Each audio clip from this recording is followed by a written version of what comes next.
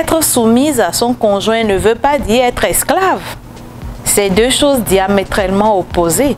Donc, en tant que femme leader, nous devons comprendre que le leadership commence par soi. Si tu ne dis pas ce que tu veux, si tu ne dis pas ce que tu attends de moi, comment est-ce que je le saurai? Et ça, c'est souvent cause de conflit. Surtout les femmes. On pense que les hommes savent déjà ce qui est dans notre tête.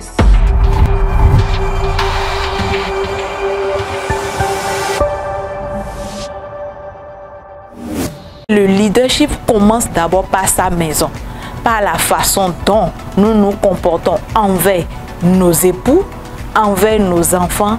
C'est un peu ce que j'ai attiré l'attention de mes sœurs parce que c'est la catastrophe aujourd'hui. On voit qu'il y a beaucoup de couples qui sont enfumés et la preuve est que c'est quand madame est devenue leader, madame ne veut plus accepter, madame trouve maintenant que le monsieur,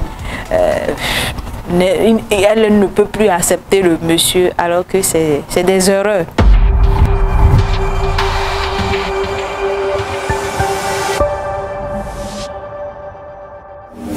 Vie de couple ou vie amoureuse. Je travaille quelque part pour mettre ma famille dans un certain confort. Et c'est finalement le travail qui m'aide à mettre ce confort-là qui devient le problème. Et que parfois, mon conjoint ou ma conjointe ne comprend pas. Alors qu'au fond, ce que je fais, et c'est la parole qui revient constamment quand on écoute sur cette problématique, je le fais pour votre bien. Je le fais pour la famille. Je le fais pour vous mettre bien. Mais ceux pour qui on veut faire tout ça ne se sentent pas bien. Donc il y a un problème. Bon, touche le voisin, dit on fait comment? Hein? C'est compliqué. Parce que ce qu'on est en train de faire au travail, là, on le fait en pensant à ça, à sa famille. Il y a des frustrations que tu prends sur toi parce que tu te dis, on a besoin de ce salaire, on a besoin en tout cas du revenu de cette activité pour subvenir aux besoins de la famille. Et malgré tout, tu rentres avec ta frustration, on estime que tu ne nous as pas appelé, tu n'as pas envoyé de message, c'est que ton travail. C'est pas facile. Hein? Alors, il faut comprendre les conflits conjugaux. Il faut comprendre cette atmosphère qui reste en fait la source principale d'énergie dans la vie d'un individu, en tout cas pour la personne qui est mariée ou qui est en couple. Il y a trois éléments fondamentaux si on veut comprendre les conflits conjugaux et il faut les séparer. Le premier, c'est les désaccords. Alors, le fait d'aimer une personne ne veut pas dire que vous allez vous entendre sur tout. Ça, c'est quelque chose qu'il faut enlever de votre esprit. On pense que comme le monsieur la même ou la femme la même, donc, il doit me comprendre, elle doit me comprendre. L'amour n'a strictement rien à voir avec la compréhension. Dis ça à un voisin. Et parce qu'on est entré dans la vie de couple avec beaucoup de préjugés de ce type-là, donc dès qu'il y a un désaccord, on se dit non, non, non, non, c'est fini. Moi, je m'en vais. Parce que je ne m'attendais pas à ce qu'il y ait des désaccords. Vous vous êtes accordé sur l'amour, mais l'amour ne vous permettra pas forcément de vous accorder sur les idées, sur les idéaux, sur la vision. On a parlé de vision tout à l'heure. Parce que c'est deux éducations différentes. C'est deux tempéraments différents. Mais c'est deux ressentis différents. Et si on est pareil, on ne peut pas être en couple. Et moi, je dis généralement, faites très attention aux gens qui s'entendent trop dans le couple. Soit il y a un qui ment, soit il y a un qui est hypocrite. Parce que si on est soi-même, forcément, il y aura des chocs.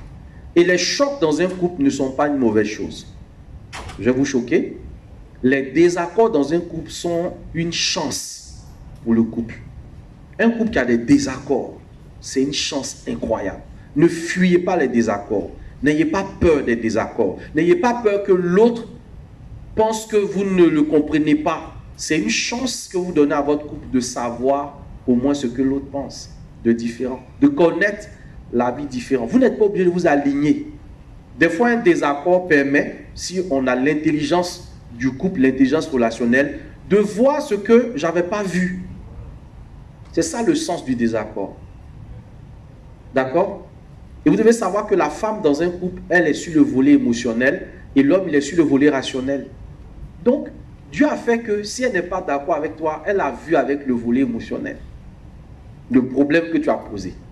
Dieu fait que si ton homme regarde ta situation, toi tu finis d'expliquer, tu vois, tu es tout excité, ah là là là, ok.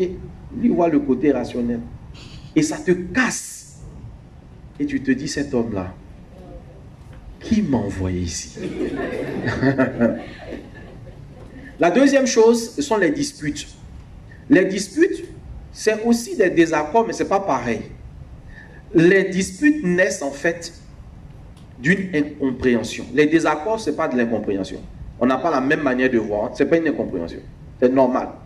Mais les disputes viennent du fait que je veux prendre la raison sur l'autre. Je veux avoir raison. C'est pour ça qu'il y a dispute. L'une des choses que j'ai envie de vous dire, c'est que le couple, ce n'est pas un tribunal. Le couple, ce n'est pas la justice, où on est là pour dire qui a raison et qui a tort. On est en couple pour être en paix. Dis ça encore à quelqu'un. On est en couple pour être en paix. Donc s'il y a quelqu'un qui aime trop avoir raison, donne-lui et puis prends ta paix.